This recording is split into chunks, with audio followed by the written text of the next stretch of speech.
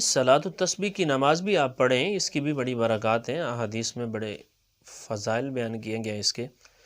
لیکن مغرب کی نماز کے بعد جو ہے نا عموماً جو نوافل پڑھے جاتے ہیں یہ 6 ہیں۔ مشائخ طریقت نے اس کو نقل بھی کیا ہے کہ اولیاء کرام کا یہ معمول رہا ہے کہ شب براءت جیسے 15 شعبان کی رات شروع ہوتی ہے تو نماز مغرب کے بعد، شب برات کی جو رات ہے، نماز مغرب کے بعد فرض اور سنت وغیرہ پڑھنے کے بعد، یعنی نماز مغرب پڑھنے کے بعد اولیاء کرام شب برات میں 6 نوافل ادا فرمایا کرتے تھے۔ اور اس کا طریقہ کار جو تھا وہ میں عرض کر دیتا ہوں، جو کتب میں آتا ہے کہ یہ نوافل 6 پڑھنے ہیں اور 2 کر کے ادا کرنے ہیں۔ پہلے 2 نوافل پڑھتے ہوئے نماز کی نیت کی، اس کے بعد یہ نیت کرے کہ یا اللہ عز و جل ان 2 نفلوں کی برکت سے، ان 2 نوافل کی برکت سے مجھے عمر درازی بالخیر نصیب فرما، عمر درازی بالخیر عطا کر۔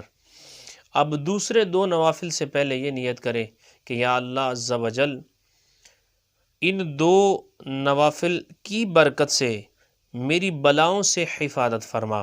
تیسرے 2 نفل جو ہیں ان کو ادا کرنے سے پہلے یہ کہے کہ اے مالک و مولا ان 2 نفلوں کی برکت سے مجھے اپنے سوا کسی کا محتاج نہ کر۔ تو یہ 6 نفل جو ہے نا یہ نماز مغرب کے بعد ہی ادا کرے، علماء نے، صوفیاء نے اس کو لکھا ہے۔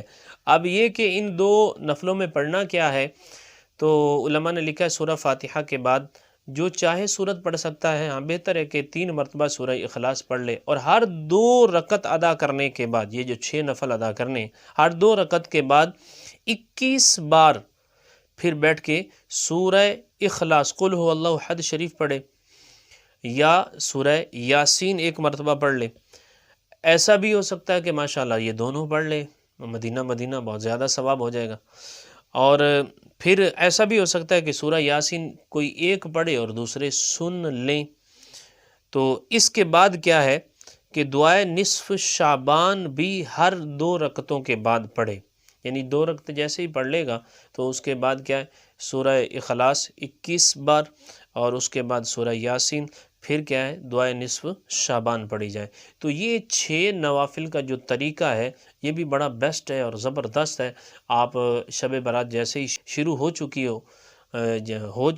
ہوتی ہے نماز مغرب جو ہے، یہ آگے والے دن میں شامل ہو جاتی ہے۔ سورج غروب ہو گیا، آگے رات شروع ہوگی، اگلا دن شروع ہو گیا تو یہ شب برات شروع ہو جاتی ہے۔ تو آپ اس طرح نوافل جو ہے نا یہ 6 یہ بھی آپ ادا کریں، انشاءاللہ امید ہے اللہ تبارک و تعالی اپنی رحمتوں کو چھما چھم اپنے بندوں پر برسائے گا اور ہمارے حال پہ رحم و کرم فرمائے گا۔